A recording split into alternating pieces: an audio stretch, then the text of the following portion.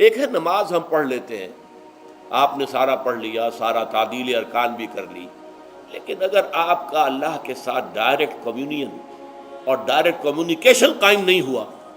تو نماز، جس کو کہ کہا گیا کہ الصلاۃ معراج المومنین، جو قرب حضور کو حاصل ہوا معراج میں،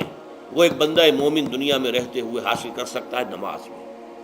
اگر اس کی روح جو ہے واقعتاً ہم کا نام ہو رہی ہو، الحمدللہ رب العالمین الرحمن الرحیم مالک یوم الدین اہدنا الصراط المستقیم ایاک نعبد و اگر ہم واقعتاً ایسے کہہ رہے ہوں کہ ہمیں احساس ہو کہ ہم اللہ کے حضور میں حاضر ہیں اور عرض کر رہے ہیں، سجدہ کریں تو حدیث میں آتا ہے کہ ایسے محسوس ہو کہ گویا کہ میں نے اپنا سر اللہ کے قدموں میں رکھ دیا ہے، یہ ہے نماز۔ اب جو گفتگو ہو رہی ہے یہ ہم کلامی ہے، الصلاۃ معراج المومنین، اہل ایمان کے حق میں یہ نماز جو ہے یہ معراج کے درجے میں، لیکن یہ نماز کیسے نصیب ہوگی اگر روح سوئی ہوئی ہے، دبی ہوئی ہے، پسی ہوئی ہے، مزمحل ہے یا مردہ ہے؟ یہ نماز کیسے حاصل ہوگی؟ چاہے آپ پانچوں وقت کی نماز پڑھ رہے ہو، چاہے آپ نے ہیبٹ بنا لیا ہو نماز کو، چاہے خوش بھی ہو گیا ہو، لیکن یہ کہ جب تک وہ روح بیدار نہ ہو، جب تک ہم کلامی نہ ہو، افلاق سے آتا ہے نالوں کا جواب آخر، اٹھتے ہیں حجاب آخر، کرتے ہیں خطاب آخر، جب تک یہ نہ ہو، جیسے کہ میں ایک حدیث قدسی انشاءاللہ آج سناؤں گا سورہ فاتحہ کے ضمن میں، کہ اللہ تعالیٰ کے سامنے جب کھڑا ہو کر انسان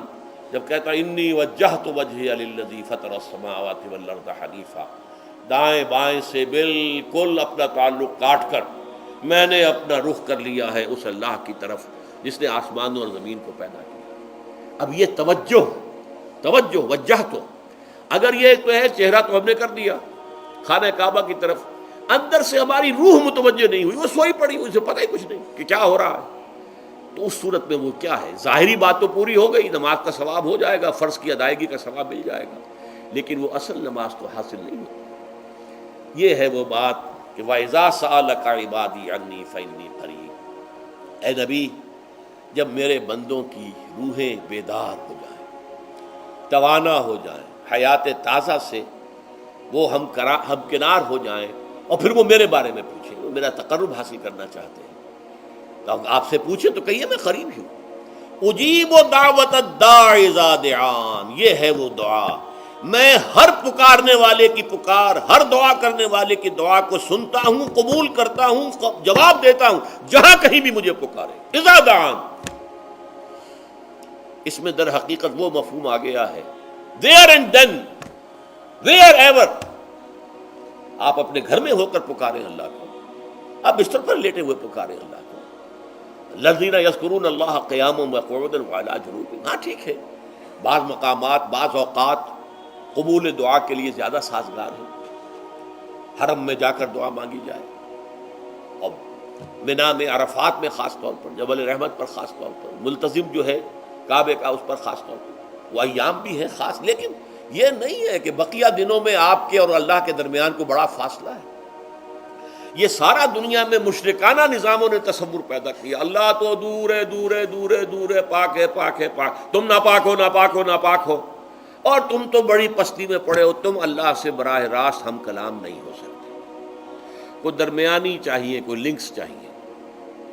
کوئی پجاری ہوگا، کوئی پروہت ہوگا، کوئی پنڈت ہوگا، کوئی پیر ہوگا، کوئی پادری ہوگا، کوئی پوپ ہوگا، اس کے ذریعے سے تم اللہ سے ہم کلام ہو، خود نہیں۔ اور جب ذریعے بیچ میں آ گئے تو ان کی مٹھی گرم کرو،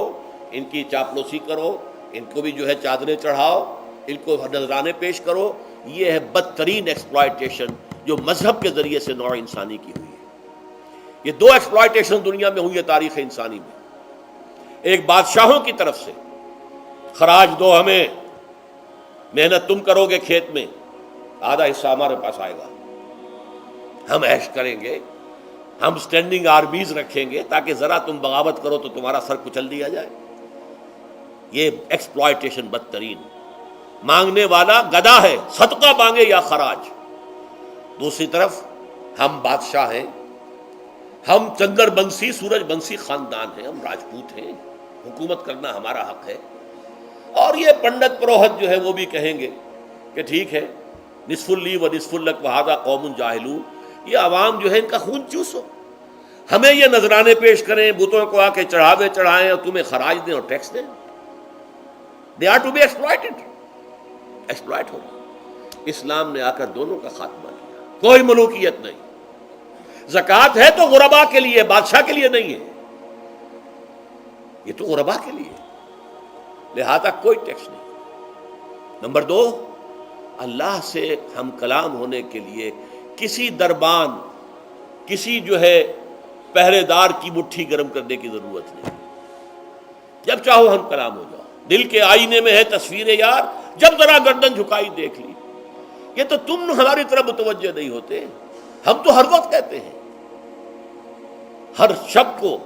آخری لمحات جو ہیں، آخری جو گھنٹے ہیں رات کے، سمائے دنیا تک ہم نزول فرما لیتے ہیں تمہارے لیے،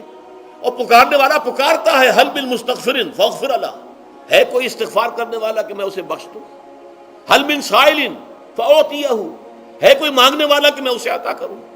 تم ہی سوئے رہتے ہو، انٹا غفیر رہتے ہو، تمہیں ہماری طرف توجہ نہیں ہے۔ اگر ہماری طرف متوجہ ہو جاؤ تو جیسے کہ اقبال نے کہا کہ میرے لیے یہ دربان جو ہے، پیران کلیسا کو کلیسا سے اٹھا دو، کیوں خالق و مخلوق میں حائل رہے پردے،